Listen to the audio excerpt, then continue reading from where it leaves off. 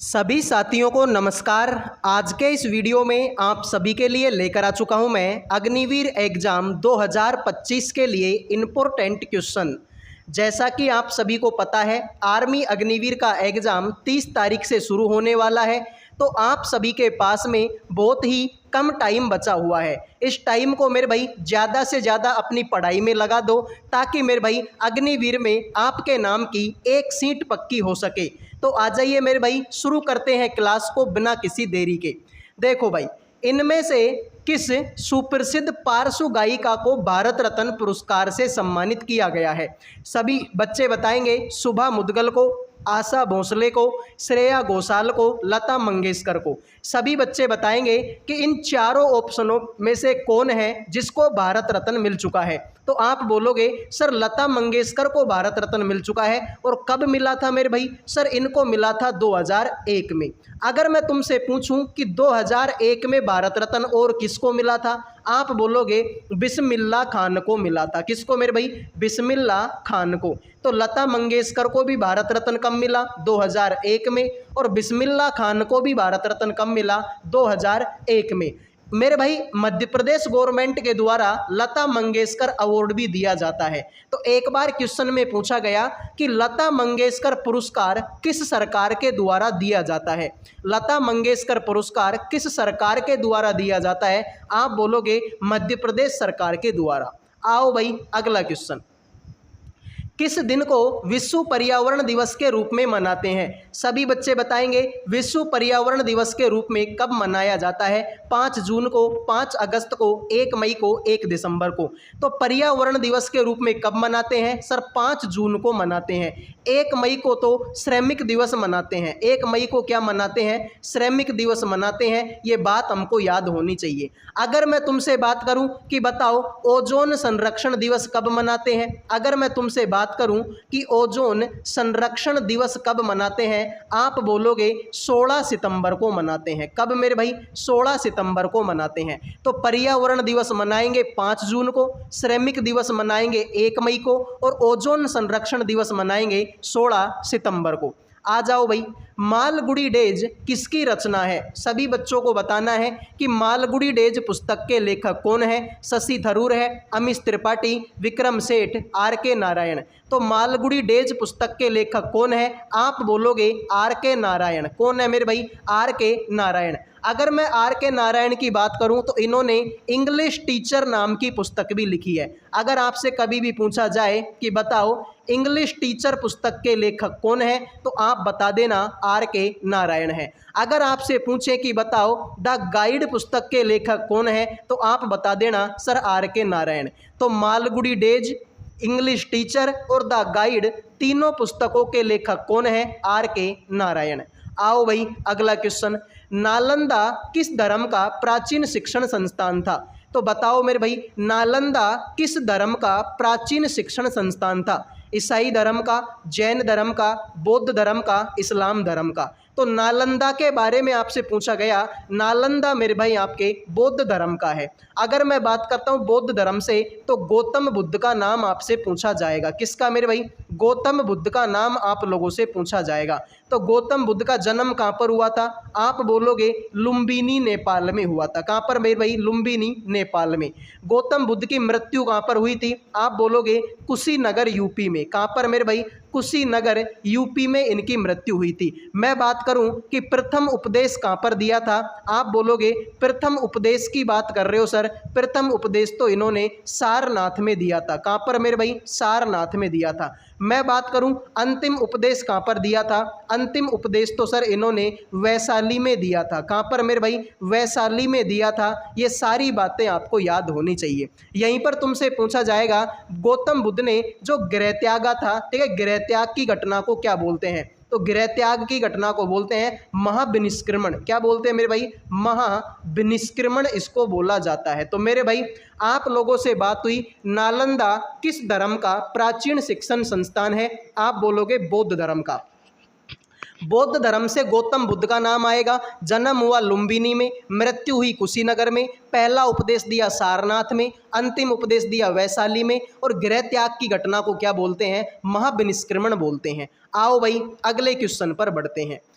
किसी राजकोषीय वर्ष में सरकार की सभी प्राप्तियों और व्यय का वार्षिक लेखा जोखा क्या कहलाता है? किसी राजकोषीय वर्ष में सरकार की सभी प्राप्तियों और व्यय का वार्षिक लेखा जोखा क्या कहलाता है? राजस्व, पूंजी, कर या फिर मेरे भाई बजट। तो आप बोलोगे सर इसको बजट बोला जाता है। क्या बोला जाता है मेरे भाई? बजट। अगर मैं बात करता हूं किसके बारे में? बजट के बारे में। तो बजट शब्द का संविधान में उल्लेख नहीं है, यानी कि तुम पूरे संविधान को पढ़ लो मेरे भाई, ठीक है, पूरे संविधान को पढ़ लो, तुमको बजट शब्द कहीं पर भी नहीं मिलेगा। तो सर इसकी जगह पर क्या मिलता है? इसकी जगह पर मिलता है तुमको वार्षिक वित्तीय विवरण। क्या मिलेगा? वार्षिक वित्तीय विवरण शब्द मेरे भाई इसकी जगह पर मिलेगा, और यह है अनुच्छेद नंबर 112 में, ठीक है। अगर तुमसे पूछा जाए वार्षिक वित्तीय विवरण किस आर्टिकल में है? अनुच्छेद 112 में। आओ भाई अगला क्वेश्चन देखते हैं। आर के लक्ष्मण किस कला के लिए जाने जाते हैं? आर के लक्ष्मण, अभी थोड़ी देर पहले हमने पढ़ा था आर के नारायण। थोड़ी देर पहले हमने क्या पढ़ा था? आर के नारायण। और अब हम क्या पढ़ रहे हैं? आर के लक्ष्मण। तो आर के लक्ष्मण का संबंध किससे है? कार्टून से है। किससे मेरे भाई? कार्टून से। तो ये थोड़ी सी बात है जो आपको याद रखनी पड़ेगी। कार्टून इसका राइट आंसर होगा। दुनिया के मजदूर एकजुट हो, यह नारा किससे संबंधित था? दुनिया के मजदूर एकजुट हो, ये नारा किससे संबंधित था? अमेरिकी क्रांति से, रूसी क्रांति से, जापानी क्रांति या फिर मेरे भाई आपका फ्रेंच क्रांति। तो दुनिया के मजदूर एकजुट हो, ये नारा किसका है? रूसी क्रांति का नारा है। किसका मेरे भाई? रूसी क्रांति। कब शुरू हुई थी? लगभग 1917 में रूसी क्रांति शुरू हुई थी। सर 1917 में तो आपका चंपारण आंदोलन भी हुआ था। चंपारण आंदोलन कब हुआ था? 1917 में हुआ था। मैं बात करूं खेड़ा आंदोलन कब हुआ था? सर खेड़ा आंदोलन तो 1918 में हुआ था। मैं तुमसे बात करूं खिलाफत आंदोलन कब हुआ था? खिलाफत आंदोलन तो 1919 में हुआ था। तो दुनिया के मजदूर एकजुट हो, ये नारा है रूसी क्रांति का। 1917 में ये नारा, ठीक है, रूसी क्रांति हुई थी। 1917 में ही चंपारण आंदोलन हुआ था। 1918 में खेड़ा आंदोलन हुआ था। 1919 में खिलाफत आंदोलन हुआ था। आओ भाई अगला क्वेश्चन देखो। प्रकाश के उद्दीपन के कारण पौधों में होने वाली गति क्या कहलाती है? प्रकाश के उद्दीपन के कारण पौधों में होने वाली गति क्या कहलाती है? प्रकाशानुवर्तन कहते हैं, श्वसन कहते हैं, गुरुत्वानुवर्तन कहते हैं, गुरुत्वीय अनुचलन कहते हैं।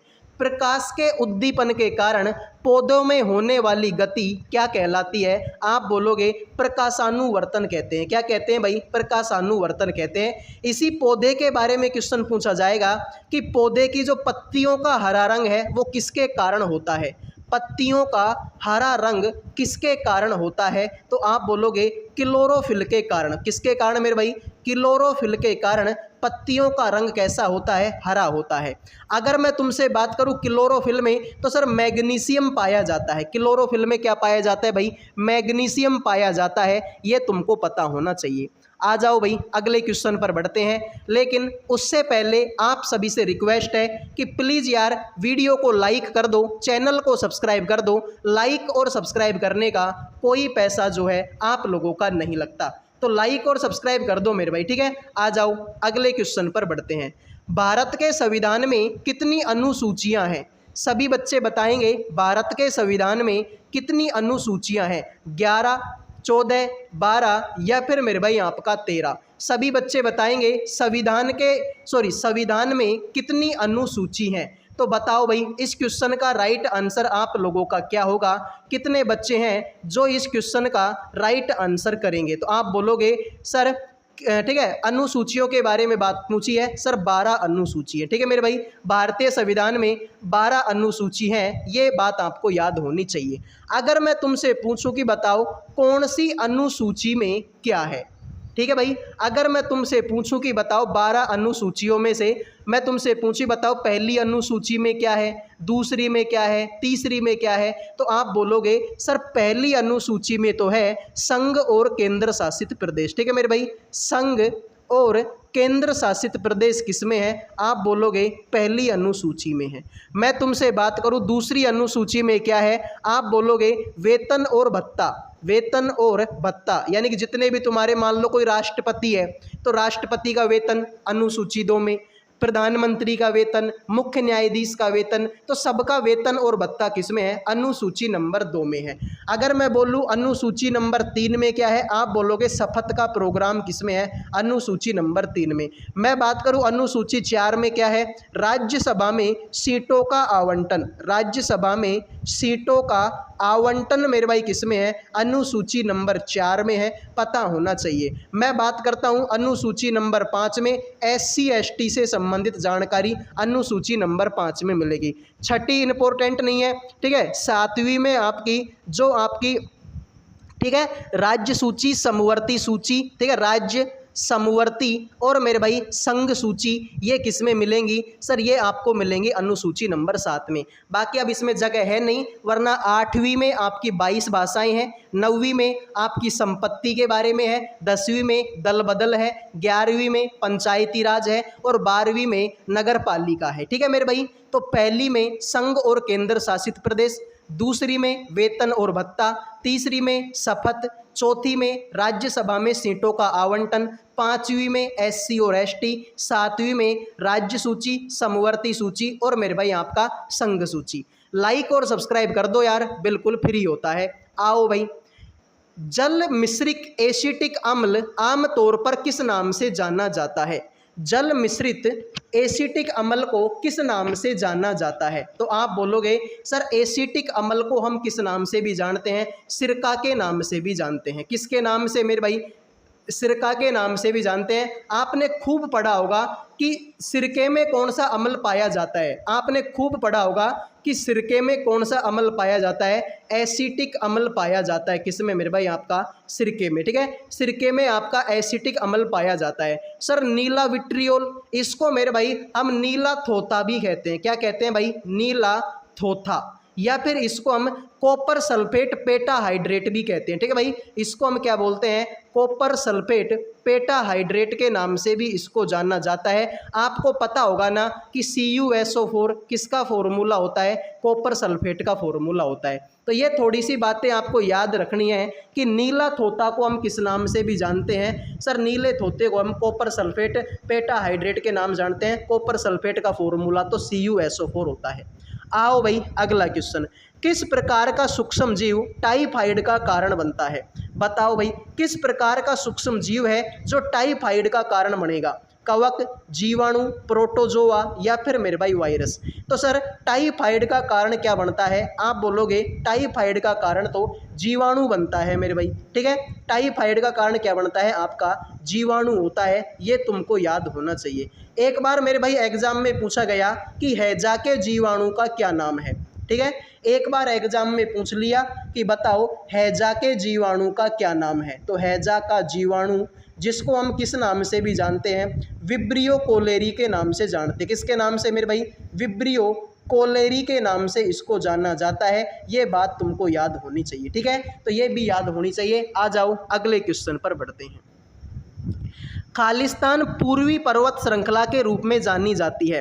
पूर्वी पर्वत श्रृंखला जो भारत के पूर्व में है, जो कि भारत के आपके पूर्व दिशा में है। ठीक है मेरे भाई, तो सर अरावली ये तो राजस्थान में है, मतलब पूर्व दिशा में है नहीं। काराकोरम ये आपके उत्तरी भारत में है। कहाँ पर? उत्तरी भारत में। शिवालिक, हिमालय की बाहरी सरफेस को क्या बोलते हैं? शिवालिक। ठीक है भाई, हिमालय की बाहरी श्रृंखला। ठीक है भाई, हिमालय की बाहरी श्रृंखला को मेरे भाई क्या बोलते हैं? सर शिवालिक बोलते हैं। तो पटकाई पहाड़ियाँ मेरे भाई कहाँ पर है? पूर्वी में। ठीक है भाई, पूर्व भारत में आपकी कौन सी पहाड़ी पाई जाती है?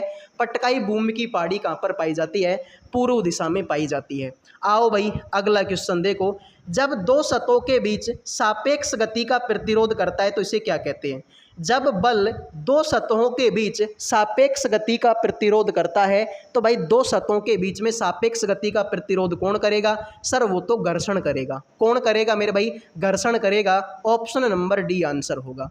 आ जाओ मेरे भाई, निम्नलिखित में से कौन सा श्रम गहन उद्योग है? बताओ भाई, गहन उद्योग। अब देखो, गहन उद्योग का मतलब है कि ऐसी खेती जो मतलब कमाई करने के लिए की जाती है। ठीक है भाई, ऐसी खेती जो कमाई करने के लिए की जाती है। अब जैसे कि गन्ना है, जैसे कि गन्ना है। अब गन्ना ऐसा तो है ना कोई घर में खाने के लिए भाई। ठीक है, मान लो तुमको 2 एकड़ में गन्ना बो दिया, तुमने 2 एकड़ में गन्ना बो दिया। अब ऐसा तो है नहीं कि तुम खाने के लिए बो रहे हो इसको। भाई गन्ना क्यों बेच के, गन्ने को बेचेंगे, वहाँ से पैसे आएंगे। ठीक है, मतलब फैक्ट्रियों में भी काम आएगा ये। अब उसी तरीके से मान लो कि चाय है, तो चाय अब कोई खाने के लिए तो चाय बोएगा नहीं। चाय क्यों बोएगा? ताकि इसको बाजार में बेचकर अच्छा दाम कमा सके। ठीक है, ताकि बाजार में बेचकर अच्छा दाम कमा सके। बाकी गेहूं, दलहन, मक्का ये तो सारी खाने पीने की चीज़ें हैं, लेकिन चाय का मोस्टली उपयोग लोग क्यों करते हैं सर? बेचने के लिए करते हैं। ठीक है, आ जाओ। भारतीय राष्ट्रीय आंदोलन के संदर्भ में सरहदी गांधी के नाम से किसे जाना जाता है? बताओ भाई, सरहदी गांधी के नाम से किसको जानते हैं? मगफूर अहमद आज़ादी को, उधम सिंह को, अशफाकुल्ला खान को, खान अब्दुल गफ्फार खान को। तो सभी बच्चे बताएंगे भारतीय राष्ट्रीय आंदोलन के संदर्भ में सरहदी गांधी के नाम से किसको जानते हैं? तो सरहदी गांधी के नाम से किसको जानते हैं? खान अब्दुल गफ्फार खान को जाना जाता है। सर, खान अब्दुल गफ्फार खान को भारत रत्न मिल चुका है। भारत रत्न मिल चुका है 1987 में।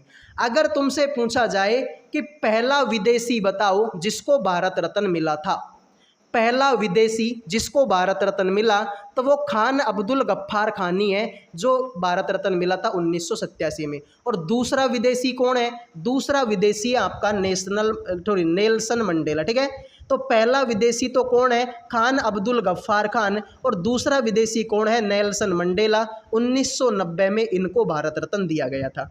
और नेल्सन मंडेला की पुस्तक तुमको याद होनी चाहिए, लॉन्ग वॉक टू फ्रीडम। ठीक है भाई, लॉन्ग वॉक टू फ्रीडम किसकी पुस्तक है मेरे भाई? आप बोलोगे सर ये तो नेल्सन मंडेला की पुस्तक है। आ जाओ। बैंकों में जमा राशि के अधिकतर हिस्से का उपयोग किसके लिए किया जाता है? बैंकों में जो पैसा जमा है उस अधिकतम पैसे का उपयोग किस लिए किया जाता है? ब्याज के लिए, गारंटी के लिए, ऋण देने के लिए, संपार्श्विक के लिए। तो सर बैंकों में जो अधिकतम राशि जमा होती है वो ऋण देने के लिए क्या आती है? काम आती है। किस लिए काम आती है मेरे भाई? ऋण देने के लिए काम आती है। आओ भाई, अगला क्वेश्चन है, यमुना नदी निम्नलिखित में से किस राज्य से नहीं गुजरती? अब आप लोगों से पूछ लिया कि बताओ यमुना नदी जो है किस राज्य से नहीं गुजरती है? हरियाणा से, उत्तर प्रदेश से, गुजरात से, या फिर मेरे भाई आपके उत्तराखंड से। सभी बच्चे बताएंगे कि जो यमुना नदी है वो कहाँ से नहीं गुजरती। सर यमुना नदी हरियाणा, गुजरात में नहीं गुजरती। यमुना नदी जो है आपके गुजरात में नहीं गुजरती, ये तुमको पता होना ही चाहिए। मैं बात करूँ यमुना नदी, तो सर आगरा कौन सी नदी के किनारे बसा हुआ है? सर यमुना नदी के किनारे। मैं तुमसे बात करूं दिल्ली, कौन सी नदी के किनारे बसी हुई है? यमुना नदी के किनारे। ताजमहल कौन सी नदी के किनारे बसा हुआ है? आप बोलोगे यमुना नदी के किनारे। ठीक है, तो ये तुमको याद होना चाहिए। तो राइट आंसर होगा तुम्हारा गुजरात। उस्ताद अमजद अली खान किस वाद्य यंत्र के लिए जाने जाते हैं? बताओ भाई, अमजद अली खान कौन सा वाद्य यंत्र बजाते हैं? सरोद बजाते हैं, वायलिन, तबला, या फिर मेरे भाई वीणा। तो बताओ भाई, उस्ताद अमजद अली खान किस वाद्य यंत्र के लिए जाने जाते हैं? सर अमजद अली खान सरोद बजाते हैं। मैंने तुमको बताया था कि जिस भी नाम में ए आ जाए, जैसे कि अलाउद्दीन खान, कौन मेरे भाई? अलाउद्दीन खान। जैसे कि अमजद अली खान, कौन मेरे भाई? अमजद अली खान। जैसे कि मेरे भाई अली अकबर खान, कौन? अली अकबर खान, अली अकबर खान। जैसे कि, ठीक है, तो अलाउद्दीन हो गया, अली अकबर हो गया, अमजद अली हो गया। इसमें भी ए अनार, इसमें भी ए अनार, और इसमें भी ए अनार। तीनों के तीनों ही मेरे भाई क्या बजाते हैं? सरोद बजाते हैं। ठीक है भाई, तीनों के तीनों ही क्या बजाते हैं? सरोद बजाते हैं। फिर चाहे तुम अलाउद्दीन खान की बात कर लो, चाहे अमजद अली खान की बात कर लो, चाहे अली अकबर खान की बात कर लो। आओ भाई अगले क्वेश्चन पर बढ़ते हैं। निम्नलिखित में से किस परिस्थिति में भारत में स्वतंत्रता के मौलिक अधिकार को कम किया जाता है? बताओ मेरे भाई, किस परिस्थिति में भारत के जो मौलिक अधिकारों की स्वतंत्रता है उनको कम किया जाता है? राज्य आपातकाल में, महामारी आपातकाल में, या फिर राष्ट्रीय आपातकाल में, या फिर आपका वित्तीय आपातकाल में? सभी बच्चे बता दो भाई इस क्वेश्चन का राइट आंसर क्या होगा। तो मौलिक अधिकारों को कम किया जाता है किसमें? आप बोलोगे राष्ट्रीय आपातकाल में। कब मेरे भाई? राष्ट्रीय आपातकाल में मौलिक अधिकारों को कम किया जाता है। मैंने आपको बताया था कि हमारे संविधान में 3 प्रकार के आपातकाल हैं। एक तो कौन सा? राष्ट्रीय आपातकाल। एक है राष्ट्रपति शासन। कौन सा शासन? राष्ट्रपति शासन। और एक है मेरे भाई आपका वित्तीय आपातकाल। कौन सा भाई? वित्तीय आपातकाल। तो ये 3 प्रकार के आपातकाल हमारे संविधान में है। राष्ट्रीय आपातकाल अनुच्छेद 352 में, राष्ट्रपति शासन अनुच्छेद 356 में और वित्तीय आपातकाल अनुच्छेद 360 में। ठीक है भाई। तो राष्ट्रीय आपातकाल आर्टिकल 352 में है, राष्ट्रपति शासन आर्टिकल 356 में है और वित्तीय आपातकाल आर्टिकल 360 में है। तो ये सारी बातें ही तुमको याद होनी चाहिए, एग्जाम में पूछी जा सकती है। आओ भाई, भारतीय संविधान में पहला संशोधन किस वर्ष में किया गया था? बताओ भाई, पहला संविधान संशोधन किस वर्ष में हुआ था? तो आप बोलोगे 1951 में। मैंने तुमको बताया था 1951 में बहुत कुछ हुआ है। क्या क्या हुआ 1951 में? तो पहला संविधान संशोधन कब हुआ? सर, पहला संविधान संशोधन 1951 में हुआ। इसके अलावा पहली पंचवर्षीय योजना कब शुरू हुई? पहली पंचवर्षीय योजना कब शुरू हुई? 1951 में। पहले आम चुनाव कब हुए? पहले आम चुनाव कब हुए? सर, ये भी 1951 में। 1951 में ही आपका भारतीय बास्केटबॉल संघ की स्थापना हुई। ठीक है भाई, किसकी? भारतीय बास्केटबॉल संघ की स्थापना कब हुई? सर, 1951 में हुई। इसके अलावा 1951 में और आपका क्या हुआ था? पहले आम चुनाव कब हुए? पहले आम चुनाव, सर, ये भी तो 1951 में हुई। ठीक है भाई। तो 1951 में देखो कितने काम हुए थे। पहला संविधान संशोधन हुआ, पहली पंचवर्षीय योजना शुरू हुई, पहले आम चुनाव हुए, भारतीय बास्केटबॉल संघ की स्थापना से, ये मैंने 2 बार लिख दिया, एक और लिख लो, एशियाई खेलों की शुरुआत भी कब हुई थी? एशियाई खेलों की शुरुआत भी 1951 में ही हुई थी। तो ये सारी बातें तुमको 1951 को लेकर याद रखनी है। तो ये थी आज की क्लास। उम्मीद करूँगा आपको समझ आ गई होगी। पसंद आई है तो वीडियो को लाइक कर दो, चैनल को सब्सक्राइब कर दो। अगले वीडियो में मिलेंगे। जय हिंद, जय भारत।